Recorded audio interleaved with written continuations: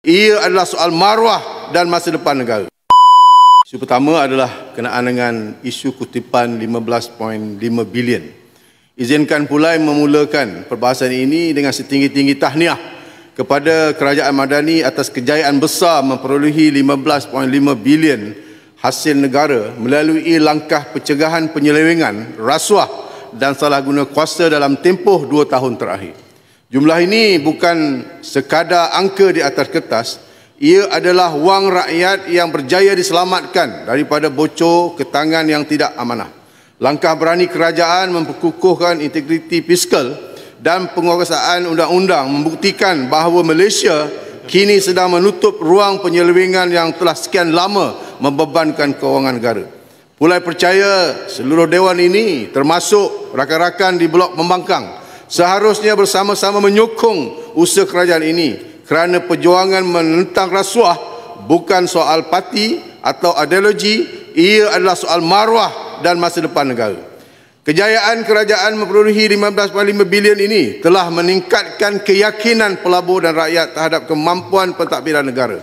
Namun, kejayaan dari segi sudut pencegahan salah guna kuasa mesti disusuli dengan kecekapan pelaksanaan projek kerajaan di lapangan. Rakyat menilai bukan sahaja berapa banyak rasuah dapat dibenteras, tetapi juga berapa cepat dan berkesan projek kerajaan dilaksanakan. Malangnya beberapa projek utama negara masih mengalami kelewatan yang ketara dan memberi gambaran negatif terhadap kecekapan pentadbiran awam. Antara contoh yang perlu diberi perhatian serius adalah projek LCS yang sepatutnya siap pada tahun 2019. Kini dijadualkan hanya menyerahkan kapal pertama pada Ogos 2026. Kelewatan lebih 7 tahun ini telah meningkatkan kos keseluruhan kepada lebih 11 bilion. Yang kedua adalah projek rancangan tempatan banjir RTB Pantai Timur. Mengikut maklumat November 2024, terdapat 26 projek RTB di Pantai Timur dan kosnya adalah 8 bilion.